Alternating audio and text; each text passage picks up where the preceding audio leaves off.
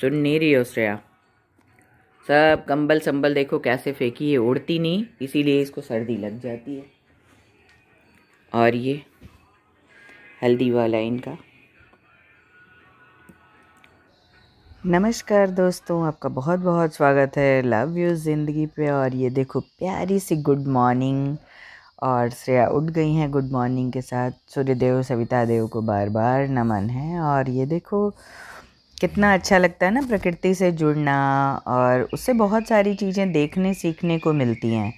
प्रकृति बड़ी मतलब बहुत अनमोल सी चीज़ है, और प्रकृति से वो खजाने और मोती मिलते हैं जब हम मॉर्निंग में उठ के सूर्य का दर्शन करते हैं। तो बहुत सारी चीज़ें, ऊर्जा देता है, अगर आप धर्म ना भी मानो तो ऊर्जा देता है। और ये श्रेया नहा धो के अपना मस्त आ गई हैं। और इसी तरह इसको जब ठंड लगती है तो मुझे भी लग जाती है, इसको बचाने के चक्कर में। और ये मामा अर्थ का ही मैं इसके लिए बहुत लाइट कुछ यूज़ करती हूँ, या तो खुद का बना हुआ या मामा अर्थ का टर्मरिक। मैंने आप लोगों को बताया भी था बहुत ही।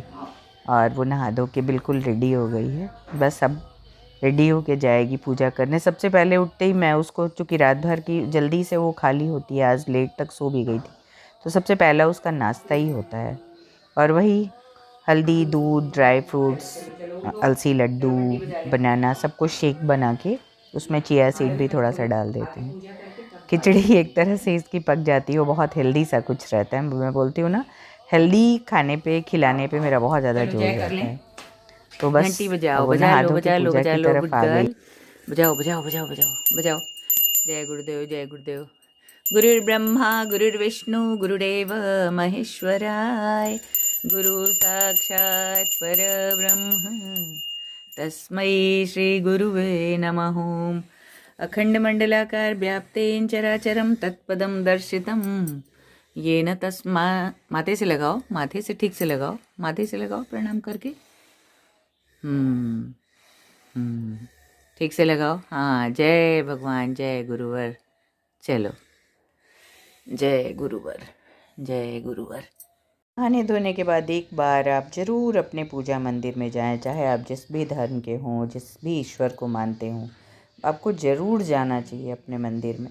बहुत सारे दिन के लिए आप एनर्जेटिक हो जाते हो, ये दिए की लौ और ये रोशनी। और नहाने के बाद मैं इसको हमेशा गर्म पानी देती हूँ, जिससे कि बॉडी में थोड़ी गर्मी आई है। नहा धो के फिर से दोबारा सो गई थी पूजा पाठ के बाद, आज थोड़ी डल है जुकाम वगैरह से, तो मैं इसके लिए गर्म पानी लेके जब तक आई तब तक वो सो गई थी। मैं लेके आ रही हूँ अपने लिए भी, बस थोड़ी सी हेल्दी कुछ बना लेते हैं, क्योंकि ठंडी मुझे भी थोड़ी सी लग गई है। क्योंकि इसको नहलाने धुलाने में मैं पूरी तरह से नहा लेती हूँ, और मैं चाय तो पीती नहीं, तो बस वही प्रज्ञा पे मैं अपने लिए बनाती हूँ जड़ी बूटी की चाय, अदरक गुड़ और थोड़ी सी जड़ी बूटी की चाय।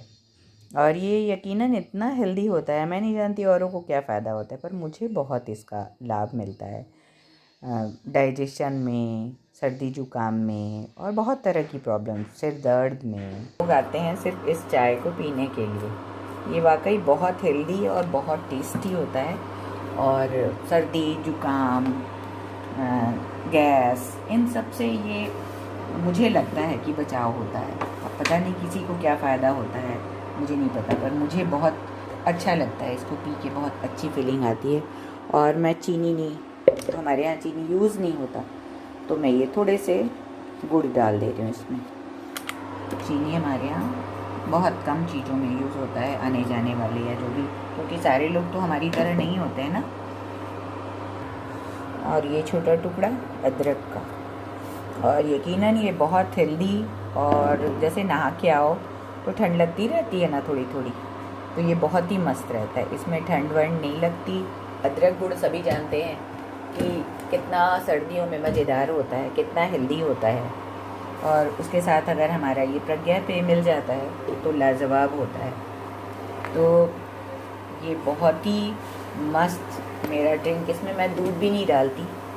और जैसे हमारी बाई आई काम वाली, तो उनको दूध डाल दिया, पर मैं ऐसे ही इसको विदाउट दूध, बस गुड़ पिघल जाए, थोड़ा सा ये इसका अदरक और प्रज्ञा पेय का अर्क निकल जाए, बस मैं इसको। और ये देखो मेरा लगभग रेडी हो रहा है। और गुड़ अगर नहीं भी पिघला तो मैं क्या करती हूँ, गुड़ के को डाल के सीधे कप में लेके डाल लेती हूँ और बाद में उसको चूस लिया। मुझे फ़ायदा लेने से मतलब है, चाहे मैं जैसे खाऊँ। टेस्ट के पीछे मेरा इतना मन नहीं रहता कि हाँ बहुत ज़्यादा, हाँ बाल बच्चों घर के लिए मैं सबके लिए बनाती ज़रूर हूँ, पर मेरा खुद के लिए बहुत ज़्यादा ऐसा टेस्ट का कोई इशू नहीं। और हाँ, मैं छन्नी भी प्लास्टिक के यूज़ नहीं करती, उसके लिए भी मेरा स्टील का, ये छन्नी भी मैंने स्टील का रखा है। प्लास्टिक का बहिष्कार, मुझे लगता है अगर हर लोग प्लास्टिक और एल्युमिनियम का बहिष्कार करें तो एक बेहतर हेल्थ पा सकते। अब जिनके पास स्टील नहीं है वो बोलेंगे मेरे पास तो है ही नहीं, तो एक कपड़ा तो है ना, पुराना कोई भी धुला कपड़ा आप चाय छानने के लिए रख लो। तो ये देखो, गुड़ मेरा पिघला नहीं था तो मैंने इसी में नीचे डाल दिया है और ये मेरा हेल्थ ड्रिंक तैयार हो गया बिल्कुल। और मेरा और लाल का ये तैयार हो गया और अब हम दोनों बैठ के मज़े से सिप करेंगे, वो गर्म पानी और मैं प्रज्ञा पेय।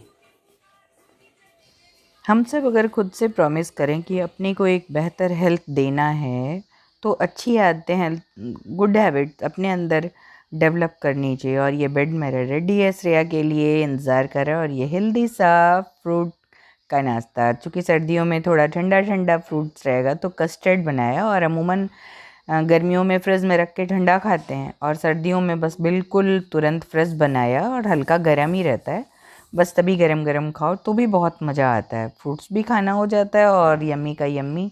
और इसमें मैं थोड़ा सा वो डाल देती हूँ। और उसके बाद ये ज़रूर मैं बनाती हूँ, जुकाम चूँकि श्रेया को है ना, तो ये हल्दी का हलवा, ये बहुत सभी जानते हैं हल्दी कितना गुणकारी, बहुत गुणकारी होता है।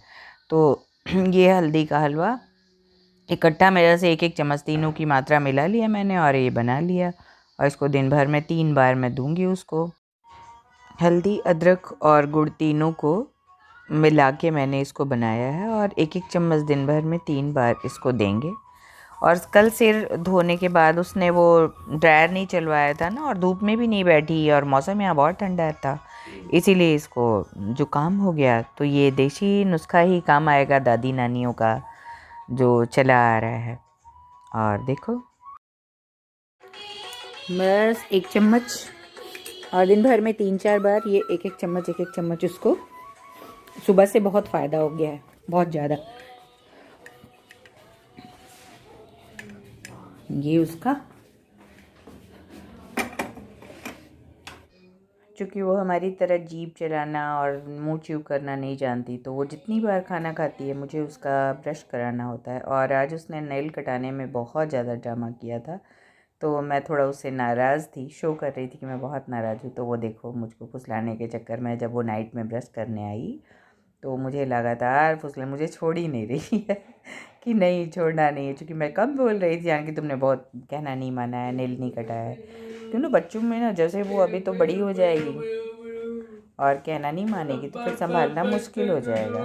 इसलिए मेरा थोड़ा सा उसको डराती हूँ बीच में इमोशनल हैरेस करके कि नहीं तुमने गलत काम किया, मैं नहीं बात कर रही। इस तरह एक बहुत बड़ा चैलेंजिंग काम तो है ही ऐसे बच्चे को पालना।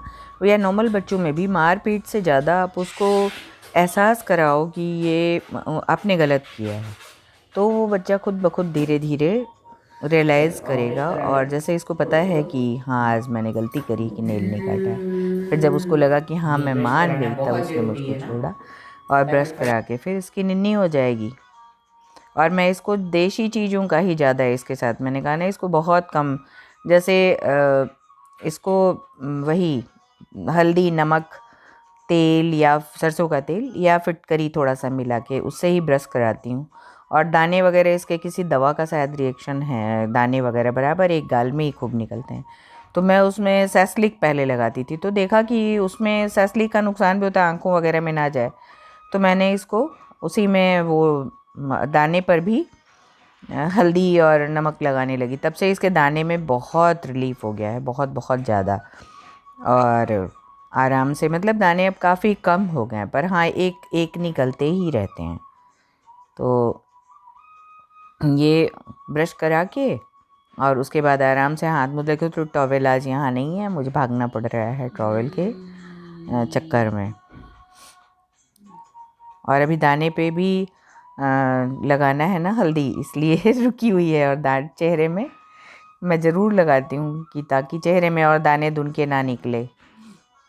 और ये अपने से मेरे बिना सपोर्ट के कुछ भी नहीं कर पाती, पर ये यहाँ की समझती है हर बात है।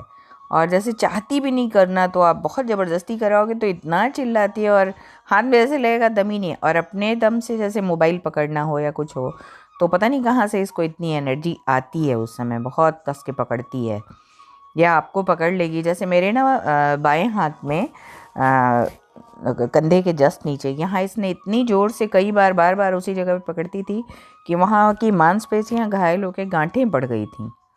फिर उसको गर्म पानी से जब मुझे ध्यान गया दर्द क्यों हो रहा है, दर्द क्यों हो रहा है, ध्यान गया अच्छा इसके पकड़ने से है, फिर मैंने उसको गर्म पानी से सिकाई करके तब ठीक हुआ। और ये देखो मैं वही दिखा रही हूँ कि हल्दी जो है मैं इसके गालों में रात में सोते समय ज़रूर, दांत तो धुलते ही है हल्दी से, हल्दी नमक से, और उसी को मैं चेहरे में भी मल देती हूँ। इसका कोई साइड इफ़ेक्ट भी नहीं है। और हल्दी तो रंग भी गोरा करता है, दाने दुनकी नहीं होते हैं, और जो एक्ने वगैरह निकले भी हैं तो वो ठीक हो जाते हैं। कभी आजमा के देखना। मैं तो अपने स्टूडेंट लाइफ में मैंने हमेशा हल्दी लगाया और मेरे चेहरे में एक दाना नहीं था, एक भी दाना नहीं। कच्ची हल्दी मैं हमेशा सोते समय सरसों के तेल में घिस के और उसको लगाती थी सर्दियों में, और गर्मी में नॉर्मल हल्दी और थोड़ा सा वो दूध या दूध की मलाई में हल्दी घिस के थोड़ा सा लगा के नींबू मिला के धो लेती थी, और मेरे फेस बिल्कुल चिकने थे। तो बेटी के साथ भी ऐसा ही, यही जो मैंने खुद के साथ किया वो बच्चे के साथ भी उसी तरह मैं अपने बच्चे को भी रखती हूँ। प्रकृति के जितना नज़दीक हम रहेंगे हम उतने ही स्वस्थ रहेंगे। और सोते समय मैं बाल ज़रूर बनाती हूँ, नहीं तो बाल उलझ जाते हैं एकदम मॉर्निंग में। तो इसका है ना कि ये चोटी बार बार खोलती है तो बाल बनाना ज़रूरी हो जाता है। और सोते समय मैं थोड़ा सा गर्म पानी ज़रूर पीती हूँ और इसको भी पिलाती हूँ। कई तरह की बीमारियों से आप बचे रहोगे सोते समय, अगर थोड़ा गर्म पानी, 1 कप गर्म पानी पी लिया तो बहुत हेल्दी होता है। मैं इसको ज़रूर देती हूँ। और थोड़े से क्रीम लगाए लाइट कोई, और वही क्रीम लगा के स्पीच थेरेपी की मालिश जैसी बात के बाद में, क्योंकि ये तो कराती नहीं है। बचपन में तो ये कितने डॉक्टर्स, कितने स्पीच थेरेपिस्ट के यहाँ मैं गई, घर में बुलाया, जब भी थेरेपी की बारी आती थी ये बेहोश हो जाती थी। फिर मैं इसको सीख के थोड़ा थोड़ा घर पे ही अपना करती रहती हूँ। रिज़ल्ट की देखो हमें चिंता नहीं करनी चाहिए, ऊपर वाले को जितना देना है वो देगा। हाँ, हम अपने कर्म के लिए हमेशा उत्तरदायी रहें कि हमें जितना करना है मुझे उतना करना ही है, चाहे वो ठीक हो चाहे ना ठीक हो, मुझे इससे कोई लेना देना नहीं। कि कल को अगर बात आती है ईश्वर के सामने तो हाँ मैंने इतना किया, ये तो कहने लायक बचेंगे। हर इंसान को अपना प्रारब्ध झेलना ही पड़ता है, और जब हम रो के झेलते हैं ना तो थोड़ा ब्याज बढ़ता है। तो जब हंसते हंसते किसी बात को झेलते हो ना, अंदर से आपकी एक स्ट्रेंथ आती है, एक अजीब सी ताकत आती है, अलग से ईश्वरीय ताकत जिसको कहते हैं। और और उसमें आप कुछ भी बहुत इजीली कर पाते हो। मुझे नहीं लगता, जैसे लोग कहते हैं अरे बहुत कठिन है इसको पालना, पर मुझे लगता है कि हाँ पल तो जा रही, हाँ थोड़ी आज़ादी ज़रूर, आज़ादी का तो खैर बंधन है बहुत, पर कोई बात नहीं।